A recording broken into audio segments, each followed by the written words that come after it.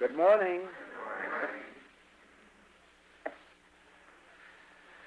We have two students who are invited to speak to Methodist and Baptist churches. I understood you to say that we must never give churches the principles of the infinite way. Oh, no, I never said anything like that. No, I never said anything like that. Heavens. The only reason that I have for living on earth, only reason, is because the infinite way is the one way that's been discovered of getting these principles into every church on earth. There is no other teaching that can do it, because this is the only unorganized teaching. This is the only teaching that isn't exclusive, that somebody doesn't own a specialty to, and now that the books are in the Baptist bookshops, the Methodist bookshops, the Pentecostal bookshops, the Episcopalian churches, it's the infinite way that has to carry those principles there. The infinite way is in unity. The infinite way is in religious science. No other teaching can do that, because with any other teaching, you have to embrace the whole works that go with it. But with us, nobody has to embrace anything but principles. And that is the reason that magazines in India carry infinite way articles. That's the reason that a magazine in California is carrying infinite way articles. That is the reason why Mr. Hamblin recommends the infinite way. Because it is available to anybody and everybody, and they don't have to adopt us in order to have those principles.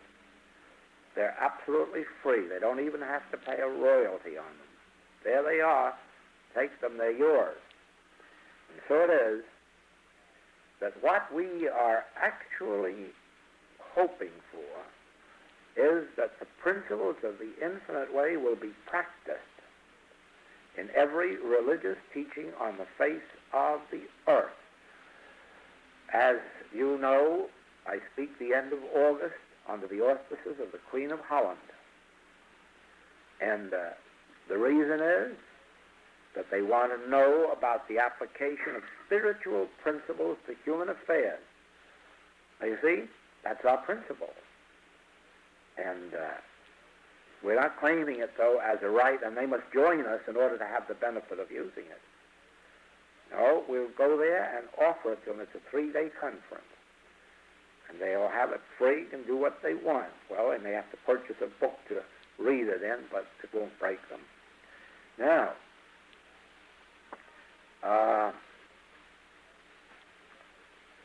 and in the same way, we had a letter recently, and we were told that the Consulate General of Japan said that he feels that Mr. Goldsmith will have to someday give these principles in Japan. See that? Oh, no, we want them to have the principles. We only want to be sure that a student who's called on to give them knows them and doesn't mislead them or doesn't give them their concept of what the principles are. That's what we're particular about. We don't want our students accepting invitations to speak for Baptists or for Methodists or for anybody else, unless it is a student who so thoroughly knows these principles that when they voice them, that they're so absolutely correct that there cannot be a comeback. That's what I'm careful about. I'm careful that our students do not get up on platforms and talk what they think the infinite way is. Could you close that for 1 minute? Now you see then that we want these people to have the principles, but we want to be sure that they're the principles of the infinite way. The best way to give them those principles at this particular time is to read them to them out of a book, or to be sure that whoever it is that goes on the platform knows whatever principles they are voicing. And don't think that that's an easy thing. It's a difficult thing. It's easy for me because it isn't mine, it's coming through.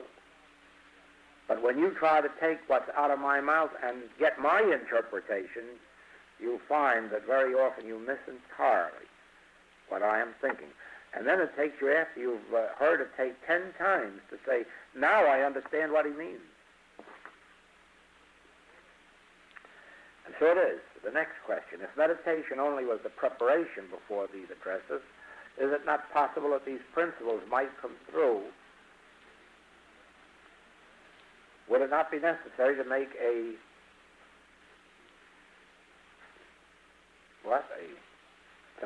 what one was trying to say, a list, probably a review? Yes, never try to explain the infinite way from a standpoint of inspiration, because the infinite way isn't your inspiration.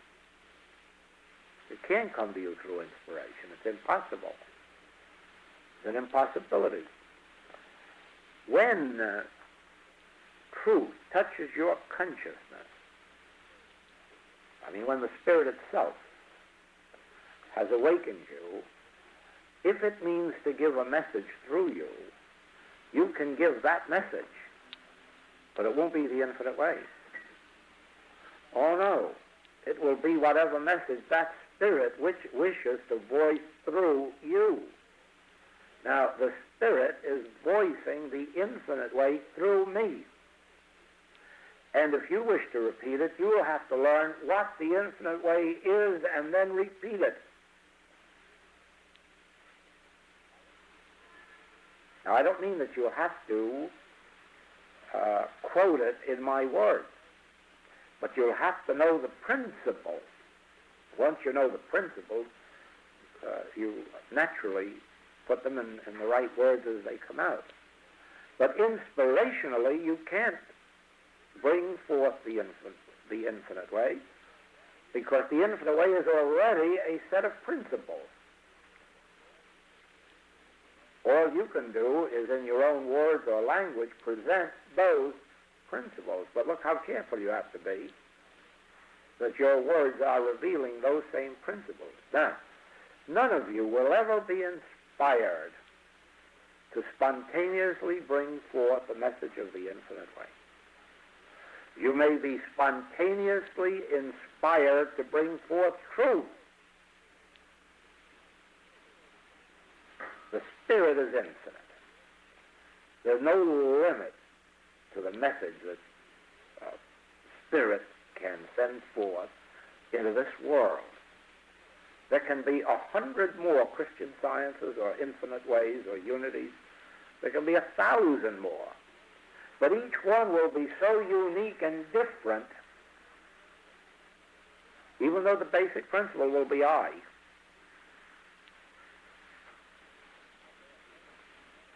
That there are going to be revelators until the end of time, just as there have been revelators from the beginning of time. The way in which the original Sanskrit documents present I is entirely different than the way Gautama presented it. And the way in which Gautama presented it is entirely different in the way Jesus presented it. And John is entirely different than Matthew, Mark, and Luke. But the I is the same. Do you see that? Now, once you know these principles, you don't have to write out a written speech and memorize it any more than if you know, let us say, the history of the United States, except for a little memorandum of dates. You don't have to go up and read a written speech on history. You can get up and spontaneously teach the subject of history if you know it. You'll each put it in different words, but it'll be the same history. And you're not going to get it inspirationally, because you can't get the history of the United States inspirationally. You've got to have facts. but you can present it in an inspirational manner. Is that clear? But you can't speak United States history inspirationally. You have to speak it factually, but with inspiration. So it'll be with the infinite way. If you really learn the principles of the infinite way, you can present it inspirationally. It doesn't have to be a dead letter.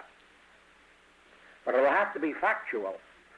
The principles of the infinite way, what are they? This one power? This nature of error? None power? This realization of God as I, not something to be prayed to out here? The nature of prayer as we understand it, not as the world understands it? Those are the principles that constitute. And above all, what's the highest principle? That nothing in all of our books will ever heal a headache. That these are only statements until you go back inside and feel that. And then when that comes, the Spirit itself, you're a healer. Where else do you read that? Where else do you learn that? That no teaching can be true. No teaching can be true. A teaching can only be the truth about the truth, which sends you back within yourself until the Spirit of the Lord God is upon you. Then you are ordained to heal the sick, not by virtue of a diploma from the infinite way, not by virtue of the fact that you went through 10 classes. That does not qualify you to either heal or teach. You are not qualified until you can sit back and with your few basic principles, so that you don't go off on a tangent.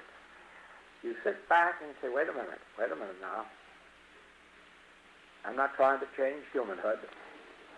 I'm not trying to heal. I'm not trying to change or improve or reform. I'm not monkeying around with this picture out here. First of all, I know that there's only one power, and that's the power of God, of Spirit. And I also know that I am that power, that it's all embodied here within me. And I know that what is appearing to me as the sin, disease, death, lack, limitation of this world is a suggestion or a temptation coming to my mind, coming to me through my mind, for me to accept. I know that I mustn't judge by appearances. I mustn't accept appearances. I know that all of this that's coming to me as a picture, as a suggestion, whether it's good or evil, is the human scene. It's not of the substance of God, has no law of God to sustain it. There are no material laws. There are no mental laws. For God is one, and God is law, therefore law is spiritual. Spiritual law can't cause disease or perpetuate it. There is no material law and there's no mental law. There's only a law of God, of Spirit, the law that I am.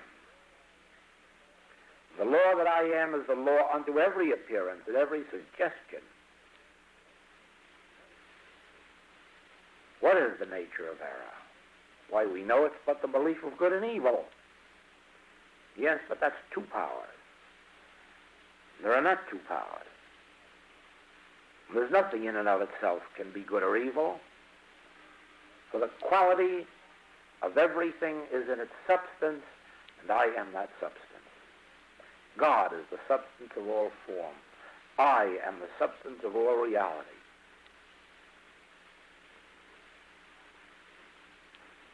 I. And this person that's coming to me, but it isn't a person coming to me. It's a concept of a person. What do I know about that person? They're only a name to me. Not even that sometimes. So who am I to judge them? All this that I've learned about them, that they've told me about themselves, all this represents concept.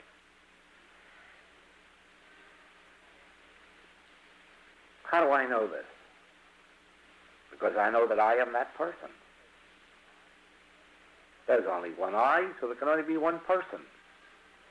I am that person, and inasmuch as I think this of that person, I'm thinking it of myself. Oh, well, I'm certainly not going to think sin, disease, death thoughts about myself when I know that I'm sitting right here talking, thinking, being. No, I'm not dead. I'm not diseased. I'm not in sin. I am about my Father's business. And I am the only self there is, and I'm the self of me, and I'm the self of he, him, she, it. I am that I am. The truth I know about myself is the truth about you. And the truth I know about you is the truth about me. And the only truth I want to be truth is the truth that I already am. In the beginning I am. Before Abraham was, I am. And I will be with me unto the end of the world, and I will be with you unto the end of the world. For I am I. Now that I've known all these principles of the infinite way, and they are exclusively principles of the infinite way applied to healing, now I haven't done a thing except prepare myself. For now I have to be still.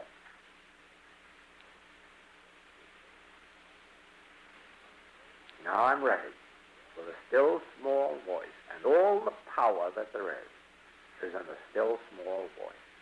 There's no power in the sin, there's no power in the disease, there's no power in the hurricane, there's no power in the volcano, there's no power in the dictators' minds, there's no power in wars or rumors of wars.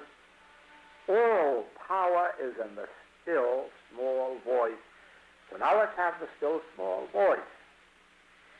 You see, that's where I have to be still.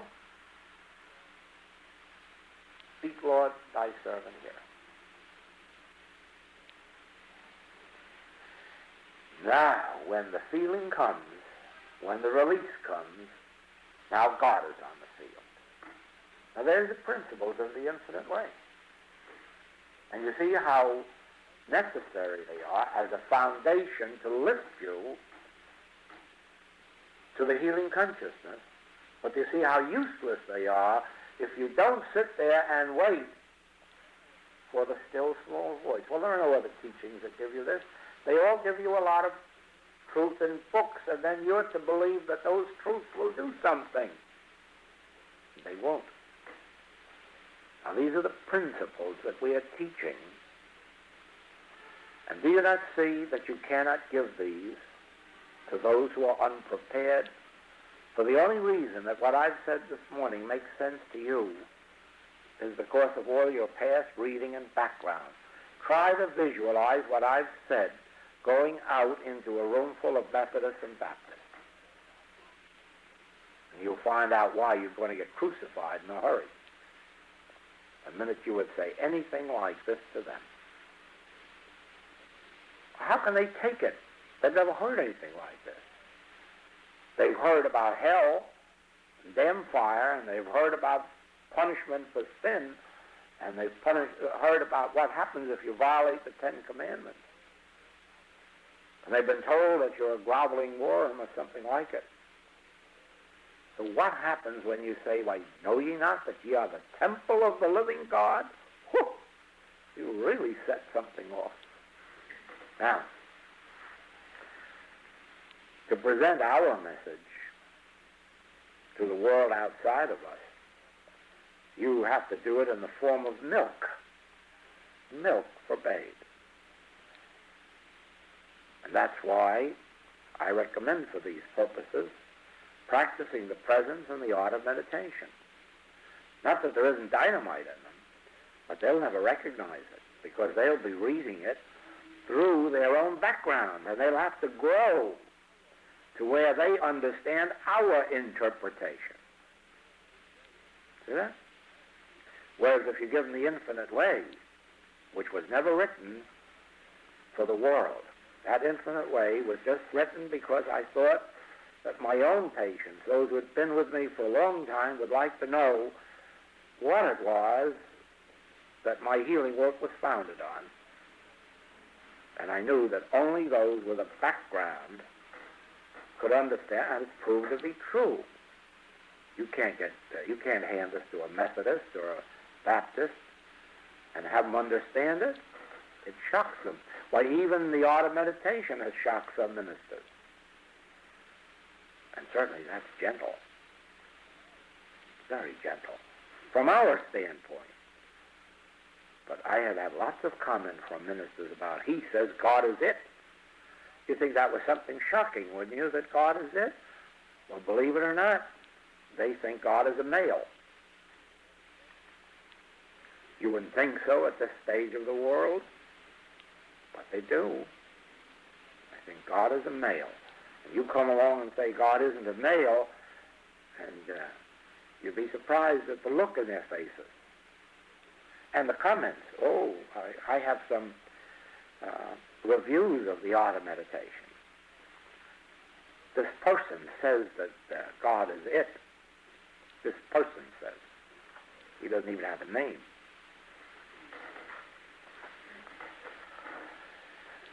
So, please don't tell the principles of the infinite way as we are talking here, but give it as the milk of the word.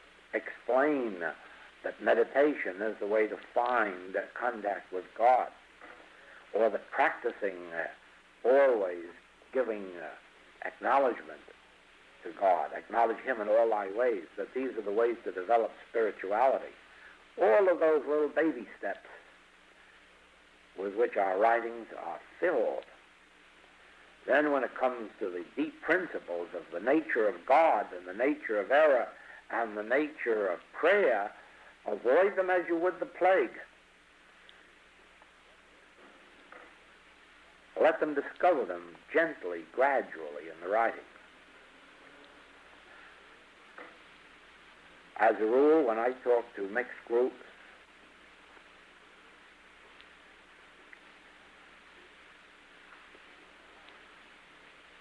you'd be surprised how I can even adulterate the milk. Because it has to be that way. Now, we have a question. On that higher plane of consciousness, you will never meet those who have lived and died. They have always been immortal, from the Master speaks.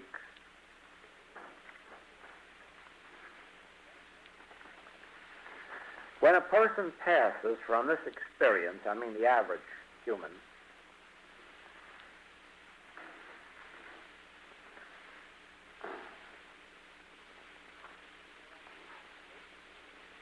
they are no different after the experience of passing than they are here. And so, if you contact them, you will contact them as human beings. That's called the spiritualist plane or the psychic plane. And as a rule, if you do contact them, they'll probably tell you, do you remember when we visited grandmother together, or the red dress that I wore when we went to the picnic, or the day it rained? The conversation, if you have one, will be on that level. Or the case that I told about where a man was told to buy stock in a company.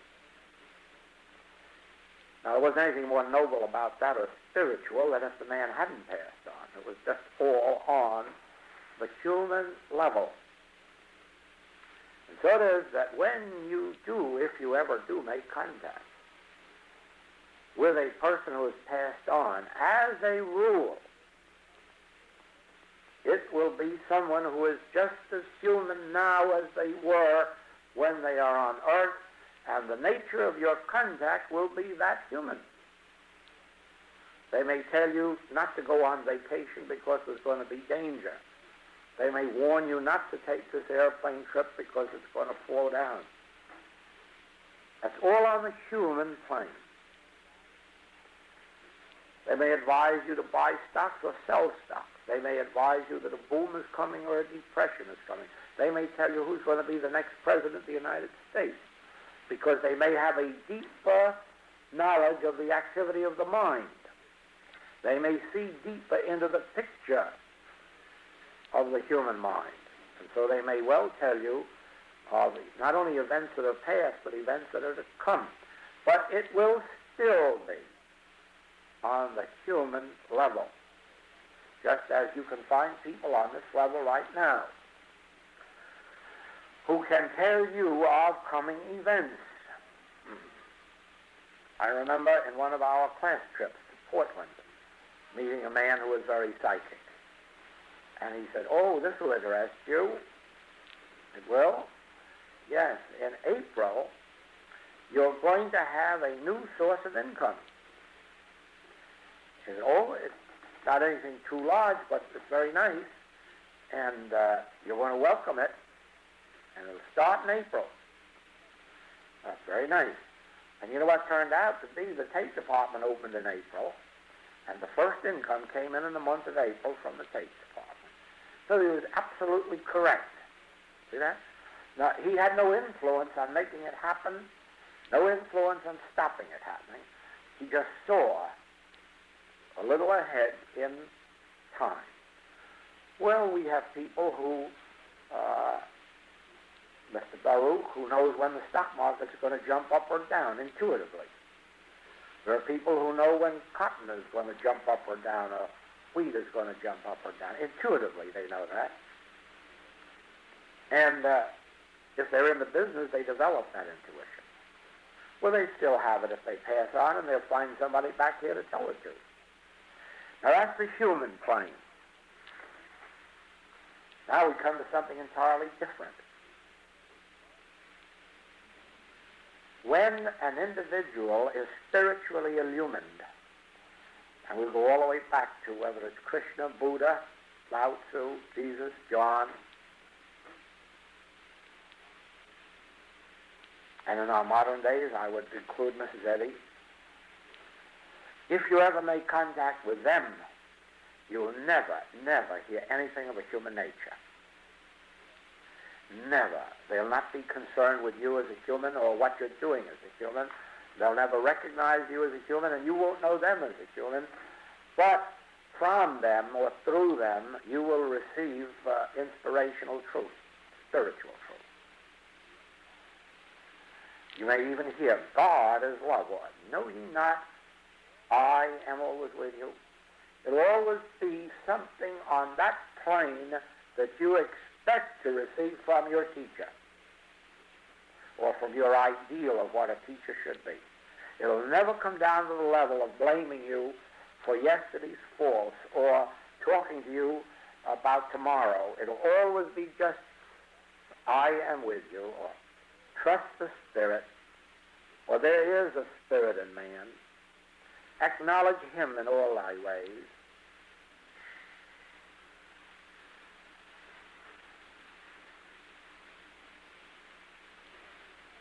And then you'll know that you're not dealing with anybody on the human level, but someone who has left the human level and doesn't live in it.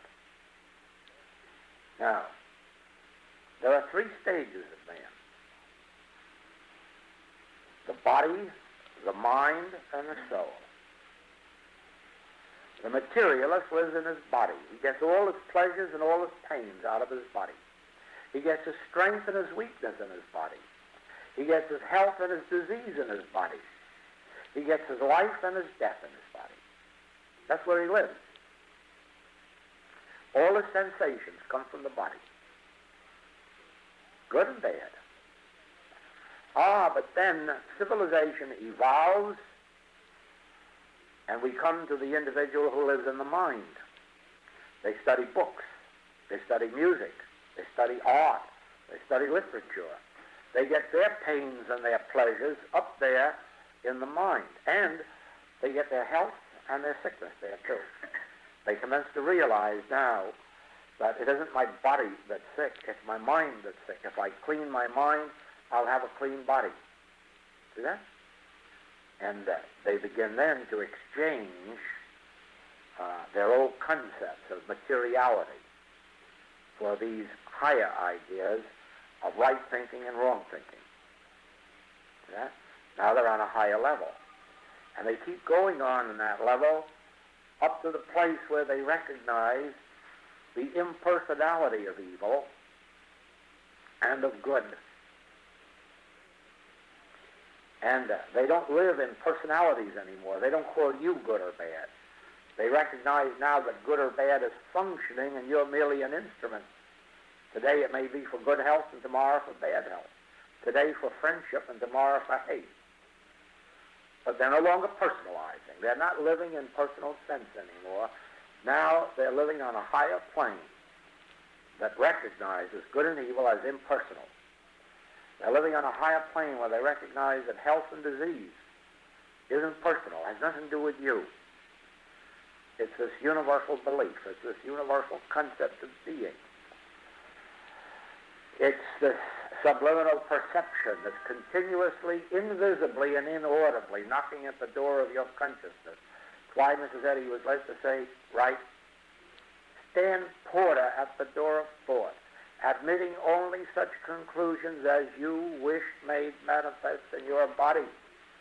That's living on the mental level of life, where you can close your mind to error, and you can open your mind only to good, dwelling in it all the time. When you are at that level, you are in the mental level of life. If you pass on in the material state of being, even if you make contact with anyone, it'll only be on that level, and it'll be probably to tell them, do you remember when I fell down and hurt my leg, or when I wore a red dress or a red scarf? But if you pass on in the mental level, you may start communing about art, literature, or something else. As a matter of fact, an artist or a writer or somebody finds an instrument on this plane to become a hand for them and a brain. And that's where we have automatic writing, and that's where some of our artists and writers come from.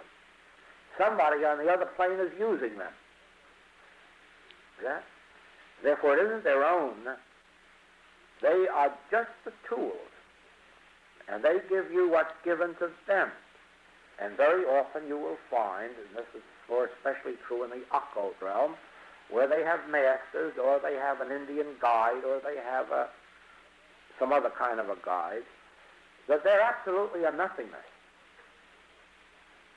And this person over on the other side is using them and telling them what to do and what to write and what to teach and so forth, or even using their hand. They'll hold their hand still, and something will start to move it, called automatic writing.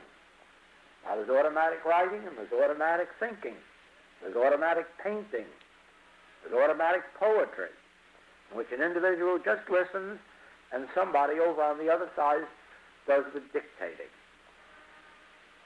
And virtually you become an automaton, you become a dictaphone, you become a tape recorder, you see, and you just take down that which comes through you. And all of this is on the mental level of life.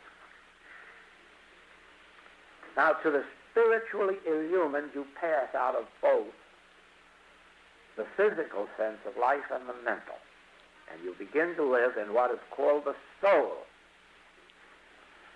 That's your true being, I. And when you are living in there, you have a mind and you have a body, and they are your instruments. You're not somebody else's instrument, but your mind and your body is your instrument, and you're living in the soul. That is why you can be in this world. You can enjoy good food, you can enjoy a nice automobile trip, you can enjoy a nice vacation, but they are absolutely unimportant, because it makes no difference what you're doing with the mind or body. You're only doing it as a sufferer to be so now. That's not your life at all. Your life is up here in the soul, and when you tabernacle, you're tabernacling with the soul of a person.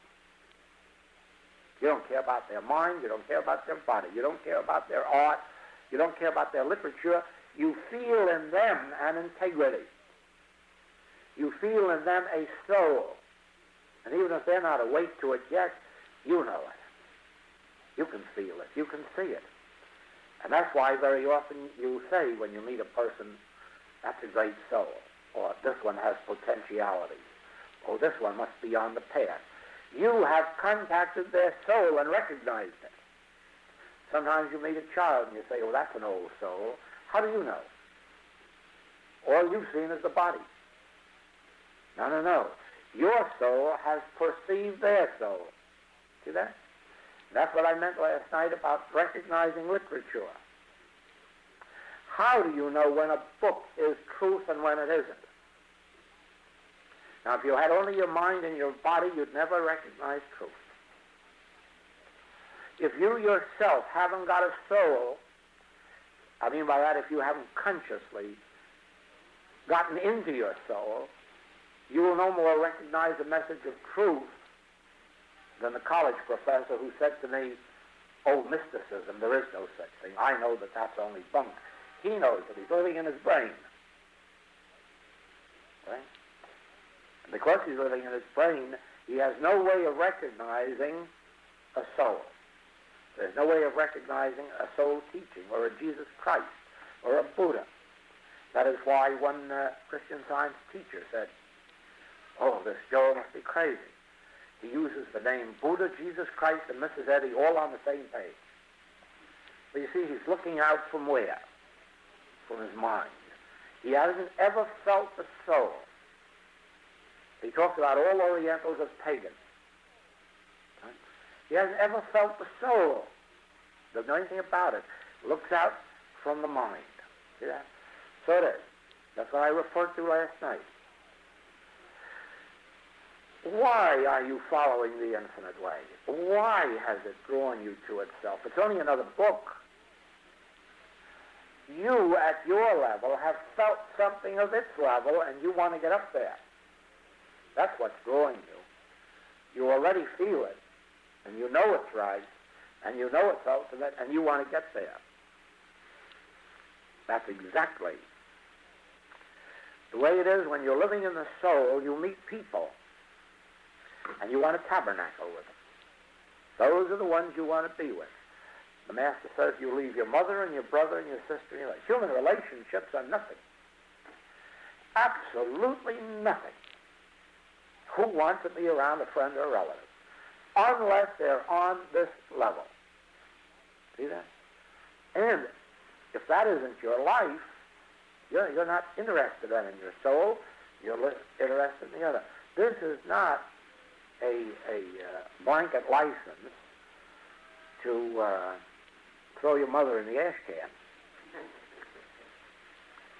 No, but you can take care of your relatives financially or some other way without giving yourself to them.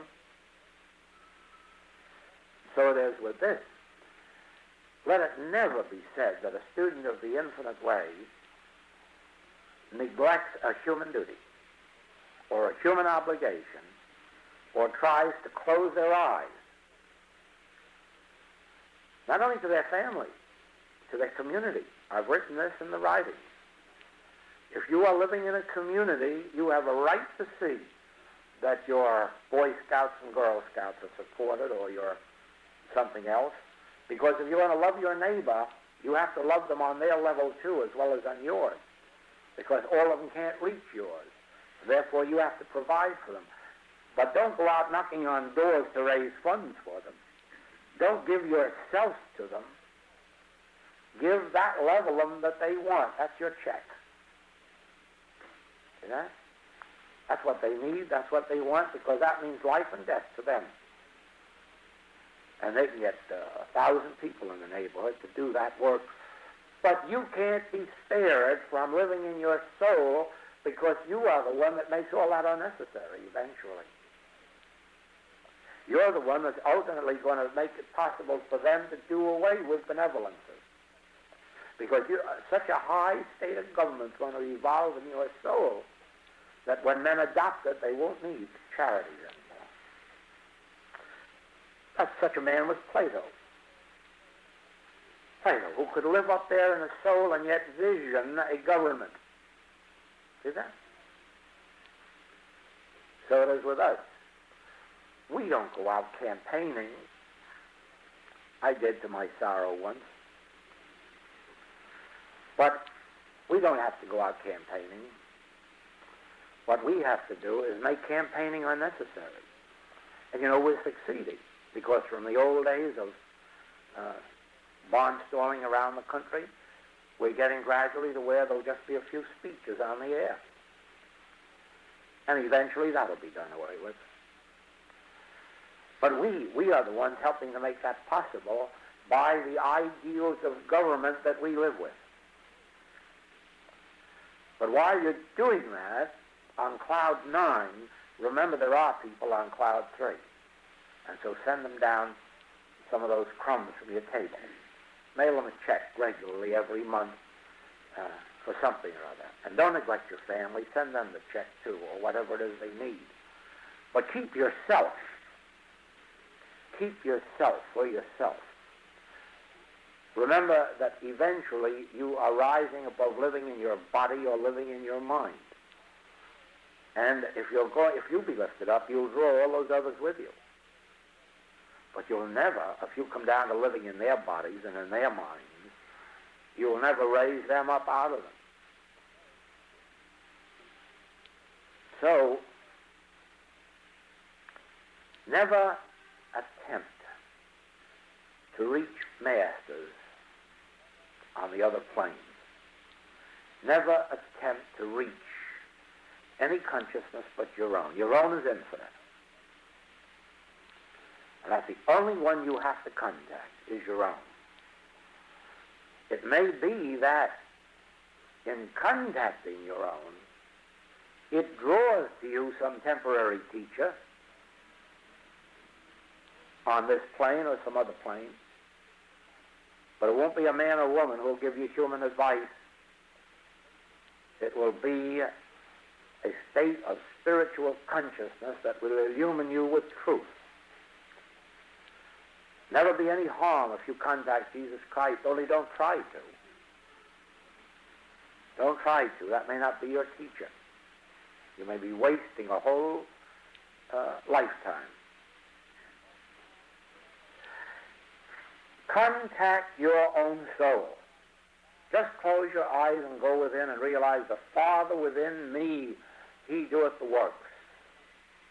I and my Father are one. All that the Father hath is mine. I am about my Father's business. God is my teacher. God instructs. God illumines. God leads, guides, and directs. And where is God closer to me than breathing, nearer than hands and feet, and I need be satisfied with nothing less than God? Then, of course, God may appear to us as the consciousness of Jesus Christ, because God is the consciousness of Jesus Christ. God may appear as the consciousness of Buddha or Lao Tzu or Shankara or John, because God is the consciousness of those individuals, and they are not two, they're only one, appearing to us as. And so it is that you, when you go within and you say, I'm absolutely pure in my desires. I want nothing but God, the realization of God, the experience of God, God contact. You may be picked right up and put down in an infinite way class. Because that is the level of God appearing to you as. See that? And that is why it has been that some students have come to me and I have been their teacher. And the reason is that they haven't known me and didn't think of me and couldn't think of me. All they thought of was God. And then they walked into a library and picked up a book by Joe Goldsmith, or somebody came to him the next day and mentioned it, or they dreamed the name that night. I have had 3 people come to me in my lifetime who didn't know me, who dreamed the name Joel, and then found out afterward about me. The first one didn't dream Joel, dreamt Goldsmith. That was right here in New York City. For all I know, she may still be here. Her name was Smith, Mary Smith, and she was the chairman of the Christian Science Prison Committee. She had charge of all the prison activities for Greater New York. She never knew me, never heard of me, had never come in contact with me in any way. And this night she dreamed the name, ahead of it, her first reader over on Riker Island Prison had told her that he was moving out of the state and he would have to give up and she would have to get a substitute. And evidently in those days, it wasn't easy to find first readers for this prison work. Firstly, they had to be a journal practitioner, and secondly, they had to have passed through a lot of tests. Now, when she learned that she had to have a first reader, she went to her room that night before retiring and what we call did her work, went to bed and dreamed the name Goldsmith. Never heard the name, didn't know who it was or where, what. Said, well, I suppose in due time I'll find out. A few days later, a man came to me and he said, I'd like to go on vacation and I am an usher in the Christian Science services. Would you substitute for me? I said, waiting in prison. I never heard that there were any Christian Science prison services at that time. And then he explained about them. And he was ushering down at the tomb. So I said, yes, that would be quite an experience. So he went down to Mrs. Smith and he said, I want to go on a 2-week vacation and I found a substitute who will usher for me and he's a journal practitioner. What's his name? Goldsmith. Oh, no, you don't. No, you don't. He's no usher. He's my first reader. I dreamed him. Okay? She called me on the telephone. He gave her my address. I know. She called me and said, report Sunday morning at Riker Island Prison to be first reader. And then she told me afterwards that she had broken every rule in her own rule book. You're supposed to go before a board and read. The board is supposed to check you with your church.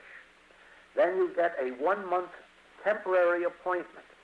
If you've proven satisfactory, you're given a 3-year appointment. And all I did was report Sunday morning, never saw anybody, including Mrs. Smith, and I had a 3-year appointment right from the start. See that? Now, twice since then, I have had students who have come to me who dreamed the name Joel, and then a few days later came across a piece of Goldsmith literature, Infinite Way literature. Now, they were not looking for Joel or Goldsmith. See, they were seeking God, and that's the way God appeared. At that particular instant, let's call it that that's the way fulfillment appeared. The fulfillment of their need. Now, it is in that same way that God has always been my particular goal. I had no side issues. Nevertheless, if you read that piece of verse in the letters, the what? The inner self. Originally it was called the mystical Christ. But my Christian Science friends didn't like the term mystical. So we call it the inner self. Now, where did that come from? Read it and see if you can tell where it came from. Because you will know in reading it that I do not know such language, that I do not know how to write in that way. You will know that that had to come right from where it says it came, the Master. It came right through from the Master. There wasn't any question in my mind when it was happening, and the whole style of it will tell you that that wasn't done in the 20th century. Now, you may have experiences like that, but remember, don't go around looking for them, because they don't come every day. Once in a lifetime, twice, 3 times in a lifetime.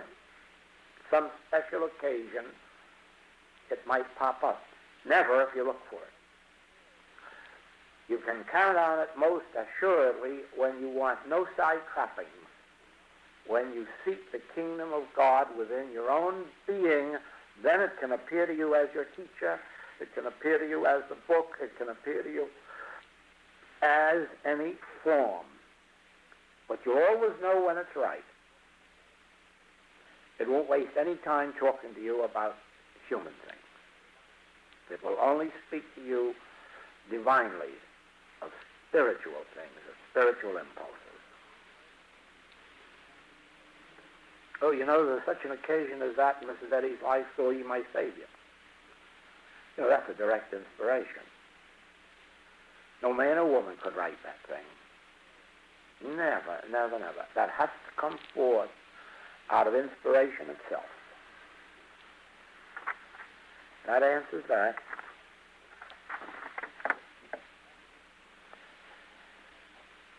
What do they teach in the Christian Science Metaphysical College? I've never been there.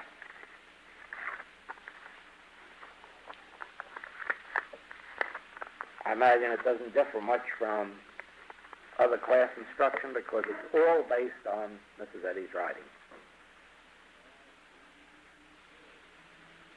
There are a few things told in that college that are not told to students that come out of the life of Mrs. Eddy. I'm thinking of one at this moment that my teacher told me when he went through metaphysical college. He went through with Mr. Gilmore, who was one of the great editors and lecturers, and they had about one of the least inspired and inspiring teachers that's been known in the movement. And it had reached the fourth day. There were only 6 days, but they had reached the fourth. And my teacher and Mr. Gilmore walked out and said, "Will you tell me what we're doing in this class?" I could have picked people out of my practice who could have done better than this. And Mr. Gilmore said, I don't know what we're here for, but I did my work thoroughly. I know something good is going to come out of it. And the very next day, their teacher read from a letter that Mrs. Eddy wrote to a student. And this letter said, "Always remember that God is not to be used as a greater power to get rid of lesser powers." And they both agreed that's why they were in that class. They were forever freed of trying to use God for something. See that? And you can see that that was inspiring to me, because that's never been forgotten in the infinite way. God is not to be used as a greater power to get rid of lesser powers. God is the only power. Do you see that? So it is. When you don't have the ambition to go to metaphysical college, when you don't have the ambition to be a teacher or a practitioner or a leader, and I've said over and over again that it's sin to desire those things, when your only ambition is to know him aright, whom to know aright is life eternal, then these other things happen. And sometimes in the most unlikely places or through the most unlikely individuals. But you must keep free of desire. This desire to be a teacher, this desire to be a practitioner, this desire to heal people, I tell you, it is the sin of the ages. It's the do-gooder sin. It's the crime of good humanhood. There's only one rightful goal for a spiritual aspirant, and that's to know God. Now, what God does with you after you know God, just think how many things God could do. God could remove you out of this entire human experience, out here in the world, to some faraway island, some faraway mountaintop, some faraway seashore, and seat you there for the benefit of prayer to be an instrument through which God comes into human consciousness.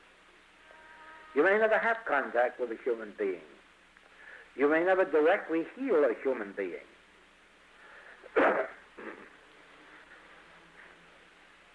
But if you are doing nothing more than letting that flow, somebody out in the world is being healed, saved, redeemed, uplifted. Why do you think it is that at this very moment I am working with 3 men in 3 different penitentiaries? Whatever made them reach out and write me letters? I don't know any more than you do. I only know that I received the letters. I have the faintest idea what prompted them or where they heard about me. This is not in Hawaii. This is here in the States. Pennsylvania, North Carolina, and California prisons. Why? What made these men reach out?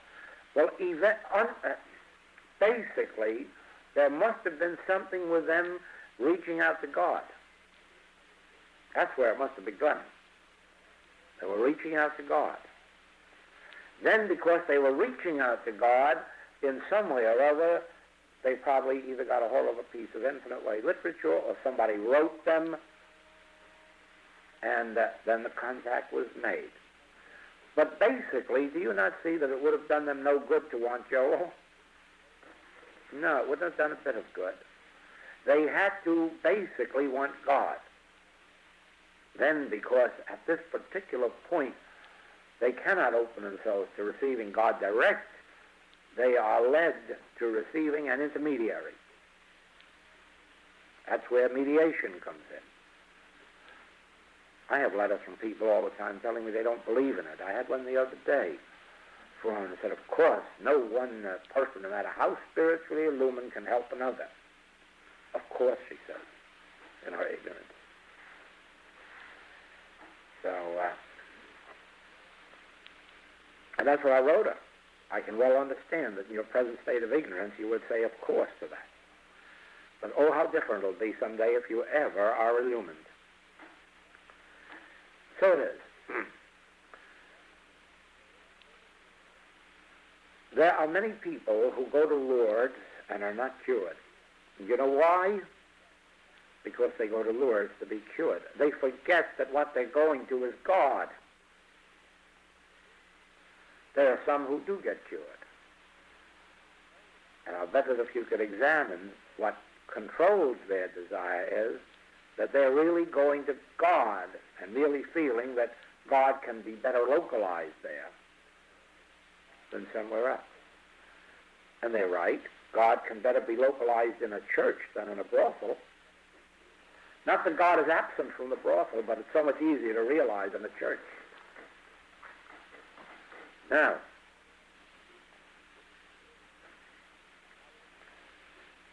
if we keep ourselves completely pure inside, by which I mean make God our sole desire, the realization of the kingdom of God, be sure that we don't want it for a purpose, not even the wonderful purpose of healing people. Because after all, you'll find that isn't as wonderful as it seems after you're there. It's only one of those way places. It's a necessary one. I wouldn't be without it until I'm lifted out of it. I love it. But I recognize it not as a goal. It's only one of those things that help me show myself and others that this is the spiritual path. This is the way. That's all it is. The goal is that you might have life and that you might have it more abundantly by finding God, by having the God realization, the God experience. Then, when you have no other desire and are sure that you don't want it for any purpose, then when you attain what you're seeking, you will be directed into the purpose that you are to fulfill. And you may be just as shocked as I was to find out the way it is, because little did I ever dream that my way would be as a practitioner. And even when The Infinite Way was written, I certainly never dreamed that I'd be a teacher or a lecturer. That's furthest from my thought. Yet that's the way it evolved. You wonder, is it the best way? And no, I tell you it isn't. I can think of a much better way, only I haven't been given the grace to attain it. And that's to sit on a mountain peak and just be the instrument through which God's grace flows impersonally. But evidently this isn't the time for it in my experience, so I have to carry it through in this way. Now, many times people say, why don't you sit in Hawaii and let people come to you there?